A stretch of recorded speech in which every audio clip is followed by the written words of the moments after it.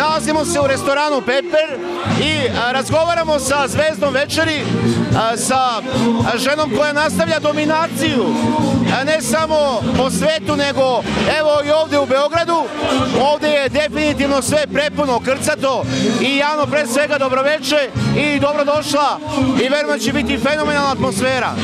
Hvala ti, dobroveče, veliki pozdrav za sve gledaoce i hvala što ste došli. Malo pre sam rekao, nastavlja se dominacija. Ti znaš da je teško u Beogradu. Beograd je nezgodan kada je u pitanju publika, ali evo ti si unazad mesec, 2, 3, 4 meseca, ajde da kažemo, 4. put ovdje u Perperu i uvek je prepuno i traži se mesto više. Pa jeste tako, pošto ja posljednjih 15 godina koliko već i trajem i postojim na estradi, nisam radila Beograd, ovo mi je 4. put i zaista je prelepa atmosfera, dobar odaziv publike i mislim da se pokazalo i večeras da je zaista puno.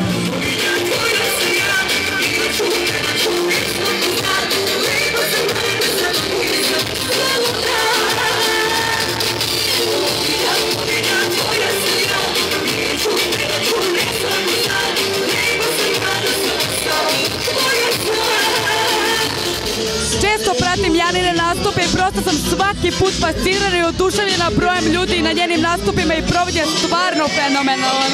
Jana je večeras sjajna kao i uvek i to možete vidjeti po broju ljudi koji je večeras iza mene ovde.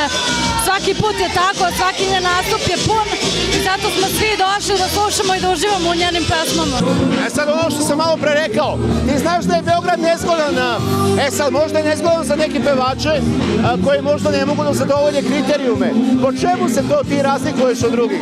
Pa ne znam ni ja, eto kad sam došla pre 4 meseca po prvi put, ja sam bila iznenađena zato što zaista me Beograd voli moje pesme, lepo reaguju na moje pesme, bude dobar štimung i ja sam se prijatno iznenadila, najiskrenije. I verujem da ćeš tek biti prijatno iznenađena. Ono što zanima gledaoce, evo kao što sam rekao nečeg novog, a to se zove VIP Star Show, šta možemo očekivati od tebe u narednom periodu, a mi ćemo te svakako pratiti i verujem obradovati tvoje obožavaoce širom sveta.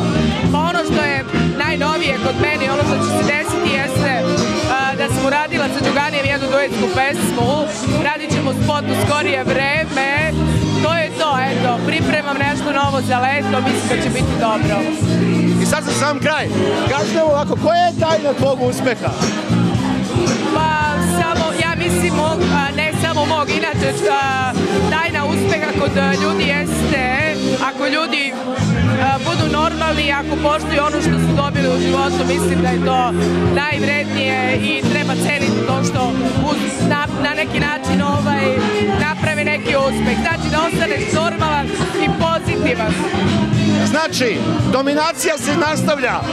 Ovdje će ljudi da uživaju, a ja verujem da vi uživate u svakom trenutku kada vidite ovo divno stvorenje i verujem da uživate u njenim pesmama, ma gde god da ste u ovom trenutku. Hvala vam lepo, Jano, hvala ti lepo i idemo da se zabavljamo.